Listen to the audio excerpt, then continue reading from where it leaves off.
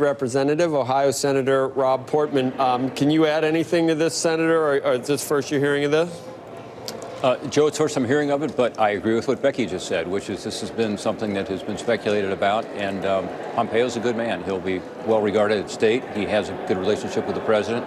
I saw him on the Sunday shows talking about foreign policy, not just intelligence. So I think he's a good pick, and I think Tillerson did a good job in terms of changing some of our relationships around the world with some of our allies. He worked it hard. He's someone who I've gotten to know because I'm on the Foreign Relations Committee, and we'll see what happens. We'll see if this rumor is true. Would have you preferred he stayed if it is true? Look, I don't prefer one or the other. I mean, I think he's got to make a decision himself. I know he had talked about leaving, as Becky indicated, some time ago, and so it doesn't surprise me.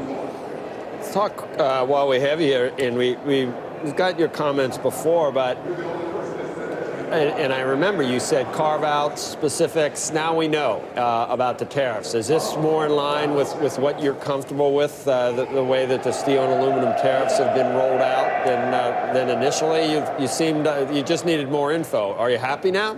Yeah, look, it's still unclear exactly how it's going to work out, but I think it's good to exclude Canada and Mexico. We're in the middle of negotiations with them on the North American Free Trade Agreement, NAFTA, and I think it might help to get us to a decision point on NAFTA.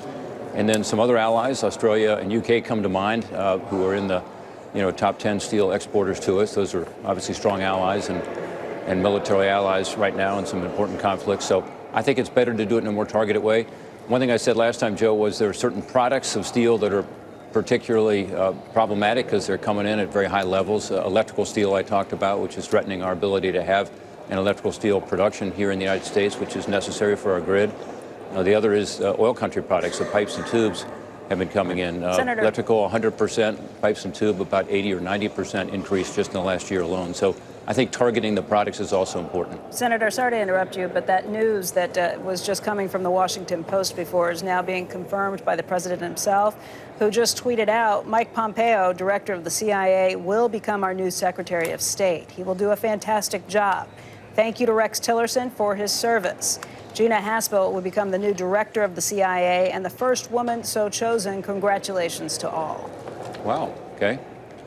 Senator, do you think this is going to mark a strategic shift in terms of how we approach our foreign relations? I mean, how much of a factor do you think Tillerson is? Maybe Pompeo, by the way, is closer to the president and the way the president thinks.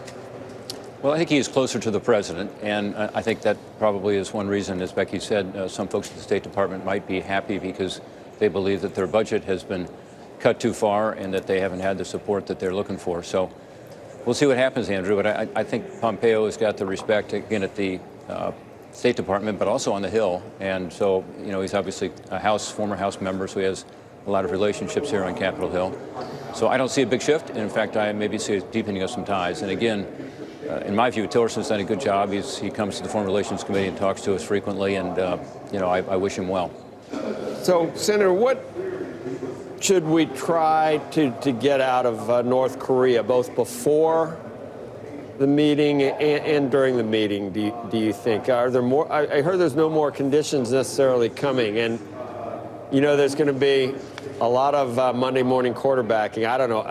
I would approach this with some consternation, given the history of negotiations with North Korea, knowing their history. And I'm sure, exactly. the president's probably not going in with rose-colored glasses necessarily, but you can't be too skeptical, right? How would you approach it? What would you ask for? Well, I'd be very skeptical. They've used negotiations consistently, Joe, over time. It's sort of a roller coaster. They violate all kinds of international rules, and then they finally agree to have a meeting in exchange for not doing something. In this case, it would be cessation of their testing, both on the weapons of delivery, but also on nuclear weapons. And then right after the meeting, they go back to their old behavior after they get some additional concessions. Usually they're economic concessions. In other words, countries, including the United States, agree to provide more aid. So, yeah, you have to be very, very skeptical. On the other hand, I have called for some time for direct negotiations and talks with them. As you know, I went through this process with Otto Warmbier. He was a constituent. I spent a lot of time on this issue. I did talk directly to the North Korean officials in New York City. Understanding that the State Department was not officially doing that, they allowed me to do that. And that was one reason we were able finally to at least figure out what his condition was. So you've got to have a negotiation, a line of communication with them, a dialogue with them. But I'd be very skeptical. Senator, back to the question of tariffs and protectionism and national champions. One of the big news items of the morning also has been this Broadcom-Qualcomm deal with CFIUS jumping in the middle and the administration blocking that.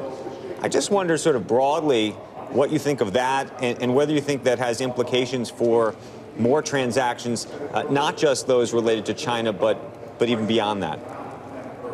Well, I wasn't surprised from what I knew about it, and I'm not privy to all of the classified information on Broadcom, but I do think that given the Chinese influence, at least, and ownership to a certain extent of Broadcom and their interest in getting particularly this 5G technology, that it is a national security issue. So I think it's appropriate for CFIUS to have looked at it. So we'll get further briefings on it. But I was not surprised because I do think that, you know, we are in sort of a competition with China and Russia and other countries right now for what is perhaps the most important national security issue, which is technology.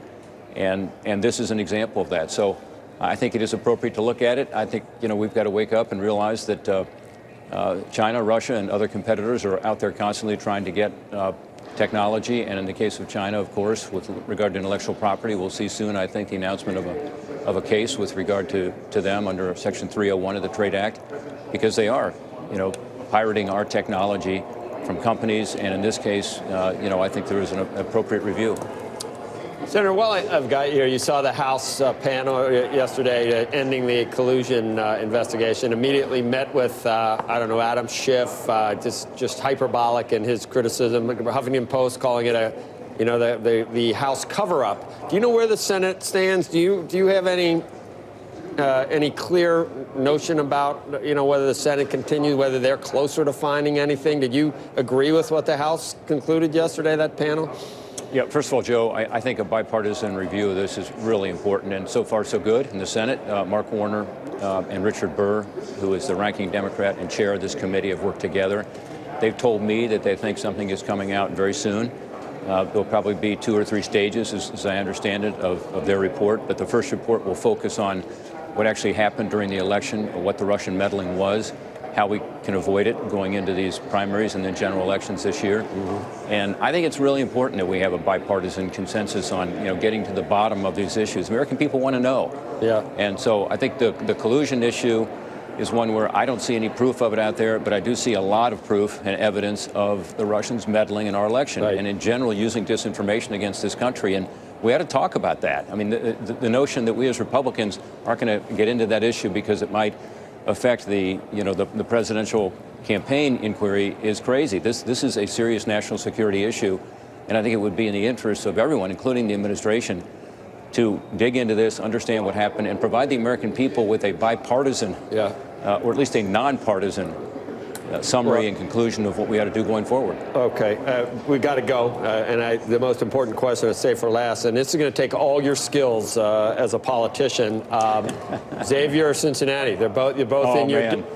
You got to pick. Xavier's been my Cinderella team all along. Of course, I love UC too. I actually have them in my bracket playing. I have them playing each other in my bracket. I know. And who's going to be moving on after they play each other? All I can say is that Xavier's in the finals.